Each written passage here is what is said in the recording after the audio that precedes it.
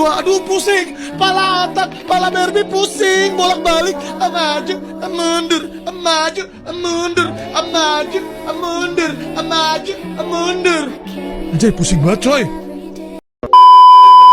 Saya Sengyan, saya Gono, saya Jugung, Saya Uya Kuya. saya Eko Patrio, Saya Nafa Indria Urba. Saya Sapol.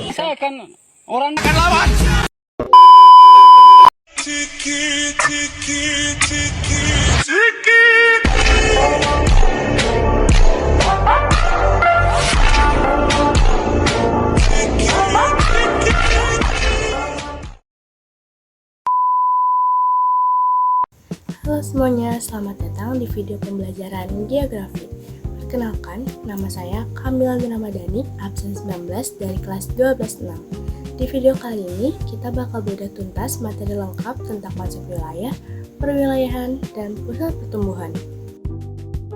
Secara umum, wilayah atau yang bisa disebut dengan region merupakan bagian dari permukaan bumi yang memiliki karakteristik khusus atau seragam yang membedakannya dengan wilayah lainnya.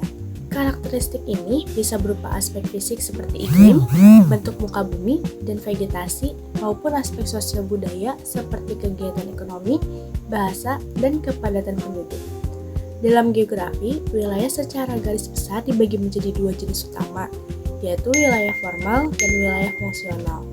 Wilayah formal atau yang biasa disebut dengan uniform region adalah wilayah yang dibentuk oleh kesamaan karakteristik fisik atau sosial tertentu sehingga bersifat homogen atau seragam.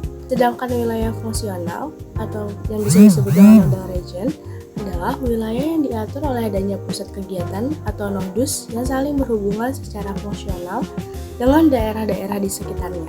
Contoh konkret dari wilayah formal adalah kawasan iklim tropis di Indonesia, kawasan pegunungan Kars di Gunung Sewu, dan kawasan pertanian padi di wilayah Pantura Jawa.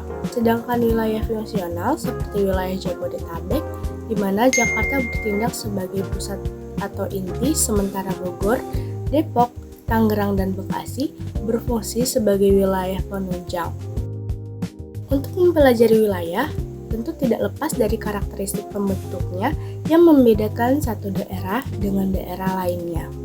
Wilayah formal cenderung bersifat statis, seragam, dan tidak mudah berubah dalam waktu singkat karena didasarkan pada kesamaan kondisi, fisik, atau sosial yang tetap.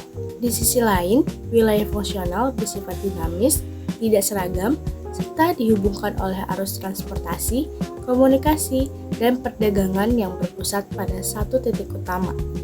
Wilayah formal berfokus pada kesamaan karakteristik internal, sedangkan wilayah fungsional ini berfokus pada interaksi, hubungan timbal balik, dan arus pergerakan, seperti manusia, barang, dan informasi, dari pusat ke daerah pinggiran atau hinterland. Contoh konkret dari wilayah formal ini seperti peta persebaran hutan hujan tropis di Pulau Kalimantan. Sedangkan di wilayah fungsional ini seperti jaringan transportasi KRL komuter lain atau jalan tol yang menghubungkan kota penyangga dengan pusat kota Jakarta. Pewilayahan atau regionalisasi adalah suatu proses membagi permukaan bumi menjadi bagian-bagian atau wilayah tertentu berdasarkan tujuan atau kriteria khusus. Proses ini sangat esensial bagi pemerintah maupun perencana tata ruang agar pengelolaan suatu daerah bisa lebih terarah dan efektif. Tujuan pewilayahannya ada dua. Yang pertama, untuk meratakan pembangunan di berbagai daerah. Yang kedua, untuk mempermudah koordinasi berbagai program pembangunan pemerintah. Yang ketiga, untuk mengenali potensi dan hambatan suatu daerah dengan lebih akurat. Contoh penerapan di Indonesia seperti pembagian wilayah pembangunan di Indonesia. Misalnya itu wilayah pembangunan utama A, B, C, dan D dengan pusat di Medan, Jakarta, Surabaya, dan Makassar. Selanjutnya, seperti pembagian zona waktu di Indonesia yang terbagi menjadi 3, yaitu WIB, WITA, dan WIT. Pusat pertumbuhan merupakan suatu wilayah atau kawasan yang mengalami perkembangan pembangunan sangat pesat sehingga dapat dijadikan sebagai pusat yang mempengaruhi kawasan-kawasan lain di sekitarnya. Keberadaan pusat pertumbuhan ini memicu terjadinya interaksi keuangan berupa arus urbanisasi, migrasi tenaga kerja, serta distribusi barang dan jasa. Faktor penentunya yang pertama dari sumber daya alam atau SDA. Di sini contoh itu seperti ketersediaan tambang, tanah subur, dan potensi alam lainnya. Yang kedua dari sumber daya manusia atau SDM, seperti jumlah penduduk dan tenaga kerja yang terampil. Yang ketiga, lokasi yang strategis, kedekatan dengan akses transportasi seperti pelabuhan, bandara, atau jalan tol.